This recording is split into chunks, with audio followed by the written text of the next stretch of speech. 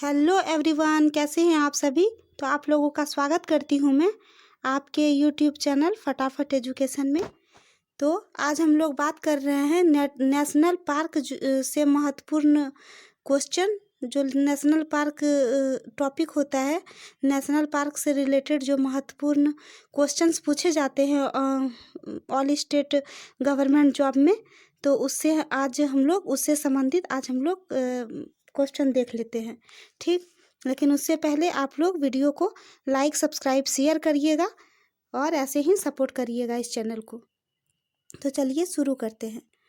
तो आज हम लोग पढ़ने जा रहे हैं नेशनल पार्क के महत्वपूर्ण प्रश्नोत्तर। ठीक, तो देख लेते हैं।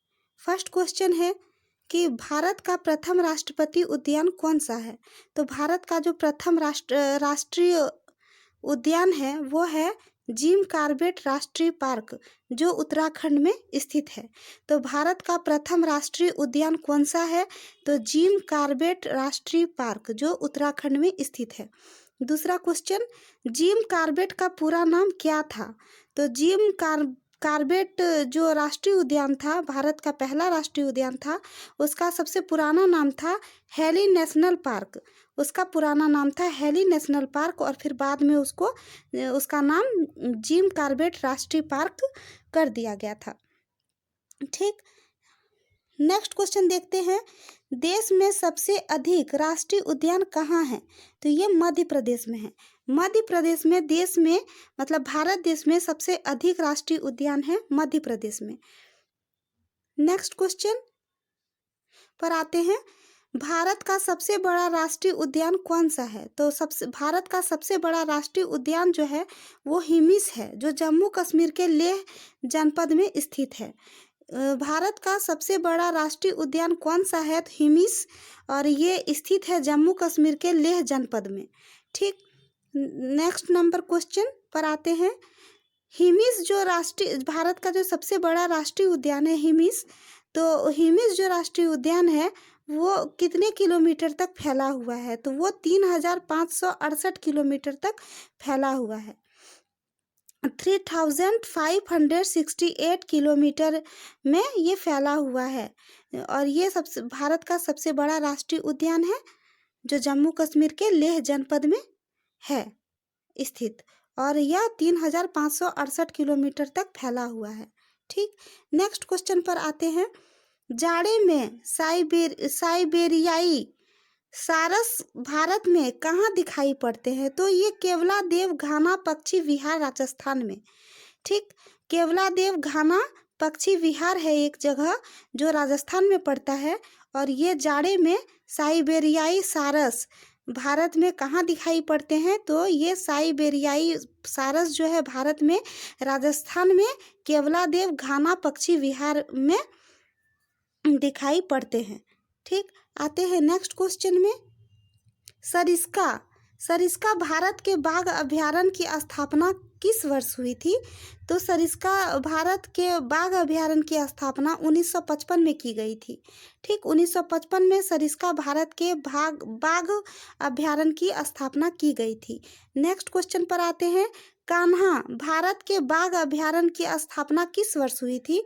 तो कान्हा भारत के बाघ अभयारण्य की स्थापना 1995 ईस्वी में हुई थी। ठीक, तो कान्हा भारत के बाघ अभयारण्य की स्थापना 1955 ईस्वी में हुई थी, और सरिस्का बाघ अभयारण्य की स्थापना जो भारत में स्थित है वो 1955 में हुई थी। तो ये याद रखिएगा। नेक्स्ट क्वेश्चन पर आते हैं। कॉर्बेट भारत के बाघ अभयारण्य की स्थापना किस वर्ष हुई थी। तो 1957 ईस्वी में हुई थी। कॉर्बेट भारत के बाघ अभयारण्य की स्थापना किस वर्ष हुई थी।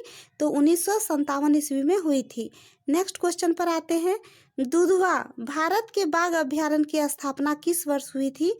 दुधवा एक नाम है और भारत के बाघ अभयारण्य है ये, और इसीलिए क्वेश्चन है कि दुधवा भारत के बाघ अभयारण्य की स्थापना किस वर्ष हुई थी। तो 1958 ईस्वी में, मतलब कॉर्बेट बाघ अभयारण्य जो था उसके बाद हुआ है दुधवा बाघ अभयारण्य की स्थापना। ठीक, नेक्स्ट क्वेश्चन। बांधवगढ़ भारत के बाघ अभयारण्य की स्थापना किस वर्ष हुई थी? 1968 ईस्वी में। बांधवगढ़ भारत के बाघ अभयारण्य की स्थापना किस वर्ष हुई थी? तो 1968 ईस्वी में। नेक्स्ट क्वेश्चन, रणथंभौर भारत के बाघ अभयारण्य की स्थापना किस वर्ष हुई थी? तो 1973 ईस्वी में। रणथंभौर भारत के बाघ अभयारण्य की स्थापना किस वर्ष हुई थी? तो 1973 ईस्वी में हुई थी। नेक्स्ट क्वेश्चन पे आते हैं, बांदीपुर भारत के बाघ अभयारण्य की स्थापना किस वर्ष हुई थी? तो ये 1973 ईस्वी में हुई थी। बांदीपुर भारत के बाघ अभयारण्य की स्थापना किस वर्ष हुई थी? तो 1973 ईस्वी में हुई थी। नेक्स्ट क्वेश्चन, मानस भारत के बाघ अभयारण्य की स्थापना किस वर्ष हुई? तो 1973 में। तो मानस भारत के बाघ अभयारण्य की स्थापना किस वर्ष हुई थी? तो 1973 में हुई थी। नेक्स्ट क्वेश्चन, मेलघाट भारत के बाघ अभयारण्य की स्थापना किस वर्ष हुई? तो 1973 में। मतलब मानस जो है, मानस और मेलघाट वो भारत के बाघ अभयारण्य में है और इन दोनों की स्थापना हुई थी 1973 ईस्वी में। तो मानस भारत के बाघ अभयारण्य की स्थापना हुई थी 1973 में और मेलघाट भारत के बाघ अभयारण्य की स्थापना हुई थी 1973 में। नेक्स्ट नंबर पर चलते हैं, पलामू भारत के बाघ अभयारण्य की स्थापना किस वर्ष हुई? ये भी हुई थी 1973 में। तो पलामू भारत के बाघ अभयारण्य की स्थापना किस वर्ष हुई थी? 1973 ईस्वी में हुई थी। नेक्स्ट, सिमलीपाल भारत के बाघ अभयारण्य की स्थापना किस वर्ष हुई थी? ये 1973 में हुई थी। सिमलीपाल भारत के बाघ अभयारण्य की स्थापना किस वर्ष हुई? 1973 ईस्वी में हुई थी। नेक्स्ट क्वेश्चन, सुंदरवन भारत के बाघ अभयारण्य की स्थापना किस वर्ष हुई थी? तो 1973 में हुई थी। सुंदरवन भी है जो भारत के बाघ अभयारण्य की स्थापना हुई थी, वो भी 1973 ईस्वी में स्थापित की गई थी। नेक्स्ट नंबर, पेरियार भारत के बाघ अभयारण्य की स्थापना किस वर्ष हुई? तो पेरियार है वो भारत के बाघ अभयारण्य की स्थापना किस वर्ष हुई थी? तो 1978 ईस्वी में। 1978 ईस्वी में पेरियार भारत के बाघ अभयारण्य की स्थापना की गई थी। नेक्स्ट क्वेश्चन पर चलते हैं, नागार्जुन सागर के बाघ अभयारण्य की स्थापना किस वर्ष हुई? 1982 ईस्वी में। तो नागार्जुन सागर के बाघ अभयारण्य की स्थापना किस वर्ष हुई? 1982 ईस्वी में की गई थी। नेक्स्ट क्वेश्चन पर चलते हैं, बक्सा सागर के बाघ अभयारण्य की स्थापना किस वर्ष हुई?